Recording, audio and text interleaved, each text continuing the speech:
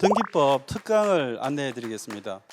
5월 달에 특강이 있는데요. 등기편이 합격의 관건이기 때문에 등기에 대한 포인트를 잡아가는 특강을 안내해 드리겠습니다. 우리 시험에서는 문제를 빠르고 정확하게 맞추는 요령을 알 수 있다면 합격을 할 수가 있겠죠. 원포인트 레슨 특강으로 준비했습니다. 여러분 합격을 위해서 이 자리에 오신 거죠. 객관식 시험에서의 합격을 위해서 가장 필요하고도 중요한 것은 문제를 빠르고 정확하게 맞추는 요령이 아닐까라고 생각을 합니다. 이해를 도모하는 강의보다 시험에서 맞추게 하는 강의가 훨씬 더 좋은 강의라는 깨달음을 얻고 나서부터 맞추게 하는 기술적인 측면을 제가 강의에서 계속 강조를 드리거든요. 이해하고 납득하는 것은 암기에 도움을 줄 뿐이지 문제를 푸는데 그다지 도움이 되지 않는다라고 저는 생각을 합니다. 문제를 빠르고 정확하게 맞추는 요령 어떤 식으로 제가 준비했는지 한번 보실까요? 예를 들어서 등기사항이 아닌 것 이런 문제를 출제를 굉장히 많이 했어요. 그런데 빨리 푸는 요령을 알고 있다면 일일이 오지선다의 지문을 해석을 안 해도 되겠죠. 우선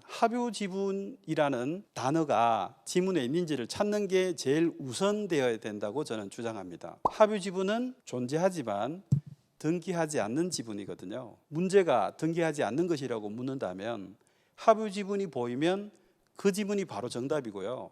나머지 지문을 풀지 않아도 됩니다. 최근에 나온 실제 기출을 한번 보시겠습니다. 등기할 수 없는 것이라고 물었죠. 제가 뭐를 찾는 게 요령이라고 말씀드렸나요? 이거 1번부터 읽고 해석할 필요가 없습니다. 합유지분이 보이시나요? 그럼 그게 정답입니다. 하루 1일 특강을 통해서 선명하게 문제를 풀어내는 기술적인 측면을 제가 계속 강조해 드리는 강의를 할 거고요. 이론적인 측면, 좀 이해하고 납득이 되는 그런 공부를 본 강의 때도 합니다만 거기에 비중을 실지 않고 기술적인 부분을 제가 강조하는데 하루가 빠듯하기 때문에 그렇게 집중해서 강의를 할 겁니다. 두 번째 사례를 한번 볼까요? 우리 시험에 어떤 설정 등기, 주등기 형식으로 하는지 부기등기 형식으로 하는지가 출제가 제법 많이 됩니다.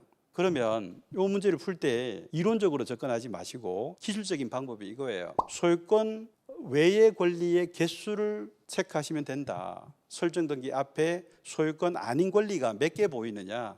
지금 설정 등기 앞에 지상권 설정이든 전세권 설정이든 저당권 설정이든 소유권 아닌 권리 한 개밖에 없다면 한 글자 주 등기로 연결하시는 게 깔끔하고 정하고 빠르게 푸는 요령이다라고 저는 힌트를 드리고 싶어요. 설정 등기인데 소유권 아닌 권리가 두 개 나와요.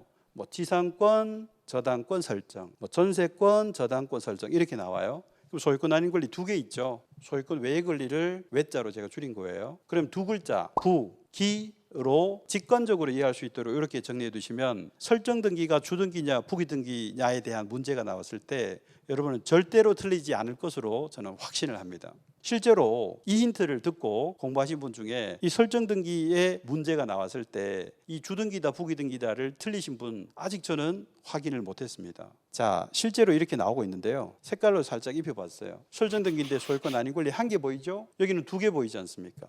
이렇게. 그러면 어떻게 대응하시라고요? 소유권 아닌 권리 한 개 보이면 한 글자 주, 소유권 아닌 권리 두 개 보이면 두 글자 부기.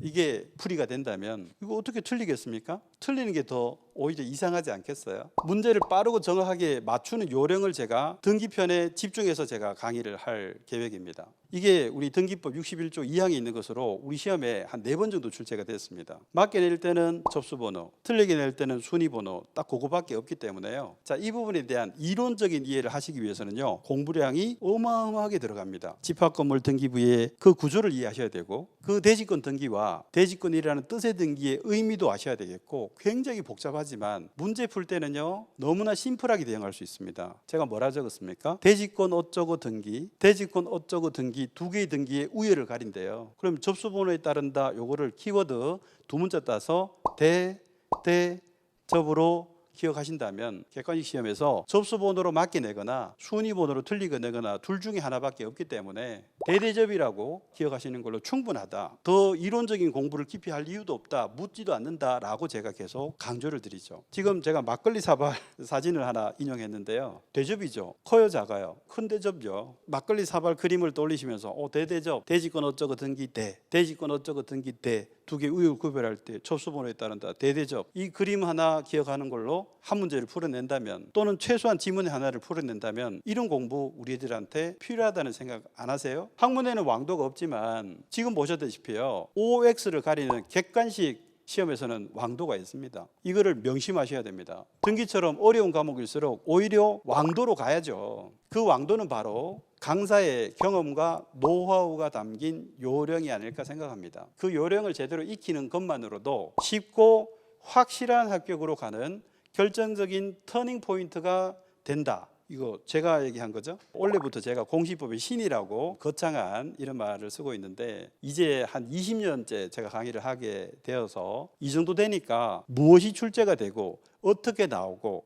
이런 부분이 보인다는 거죠. 그래서 거의 신급 경지라고 스스로 자부하기 때문에 여러분들을 시행착오 없이 고생 덜하는 합격으로 제가 안내해 드릴 수 있다는 의미에서 공시법의 신이다, 이런 좀 거창하고 무리가 될 수 있는 표현을 썼습니다만 그 의미 전달을 이해하시면 좋을 것 같습니다.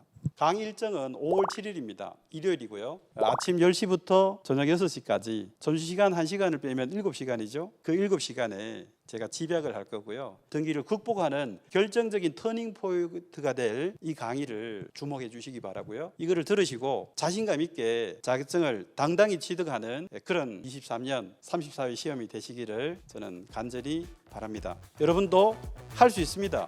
등기 극복하고 합격할 수 있습니다.